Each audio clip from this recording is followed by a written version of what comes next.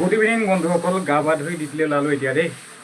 এতিয়া টাইমটো বাজিছে 5:30। যিহেতু গা পা ধুই ৰেডি হ'লোঁ, 6টা বজাত ভাতটো খাম আৰু 6:30 বজাত ওলাই যাম। যিহেতু কোম্পানী পাওঁতে বেছি টাইম নালাগে, কোম্পানী পাওঁতেতো 5 মিনিট লাগে আৰু বেছি সোনকালে গ'লেও কোম্পানীত গৈ ৰখি থাকিব লাগে সেইবিলাক মানুহ আহোঁতে।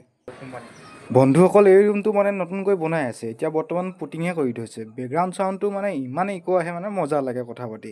তো এইটো মানে নতুনকৈ বনাইহে আছে। এতিয়া ৰুমটো মানে অনলি পুটিং কৰা হৈছে, কাভাৰ কৰিবলৈ আছেই ন। তাৰপিছতে একদম মজা লাগিব।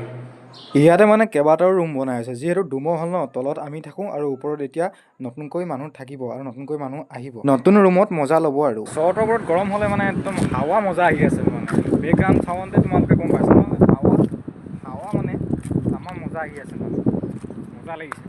মানে ৰাস্তাত কিমান ধূলি উৰে মই দেখাই আছোঁ। তোমালোকে দেখিছা নহয় ন, পূৰা ৰাস্তাত মানে পূৰা ধূলি। ৰাস্তালৈ ওলাই গ'লেই মাস্ক লগাই যাবলগীয়া হয়েই, মানে নহ'লে পূৰা চকুত ধূলি আৰু নাকত পূৰা ধূলি। যিহেতু মানে ৰাস্তাটো নতুনকৈ বনাই আছে ন, তো অলপ কাম চলি আছে।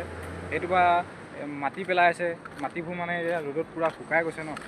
পানীটো মাৰি আছে, পানী মাৰিলেও কি হ'ব, মানে ৰ'দটো সেনেকুৱা কাঢ়া দিছে, তথাপিও ধূলিটো উৰিবই মানে ৰাস্তাত, সেইটো খাটাং। বিশেষকৈ বন্ধুসকল, মোৰ মানে দিনত ডিউটি কৰি সিমান ভাল নালাগে, ৰাতি মানে ডিউটি কৰি বহুতেই ভাল লাগে। দিনত কি হ'ল, মোবাইলটো এলাও নাই প্ৰথম কথা, সেইটো কাৰণে মনটো বহুত বেয়া লাগে।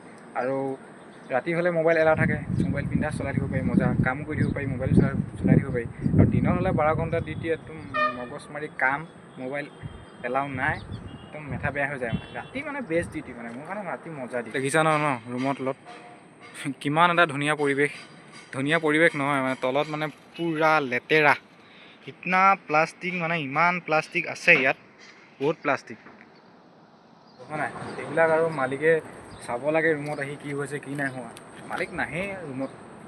অলপ ভাতটো খাই ল'লে নিজৰ কাৰণে ভাল, ডিউটিলৈ গৈ খোজকাঢ়ি আৰাম লাগে, যিহেতু ফ্লাইট নাই যাবলৈ।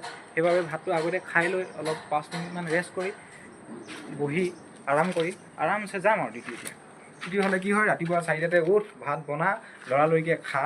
ভাতটো খাব মন নাযায় বাৰু ৰাতিপুৱা ডিউটি। সেই বন্ধুসকল, ডিউটিৰ বাবে ৰেডি হৈ গ'লোঁ, এতিয়া ইউনিফৰ্মো পিন্ধি ল'লোঁ। এতিয়া যাম আৰু ফ্লাইটত ডিউটি।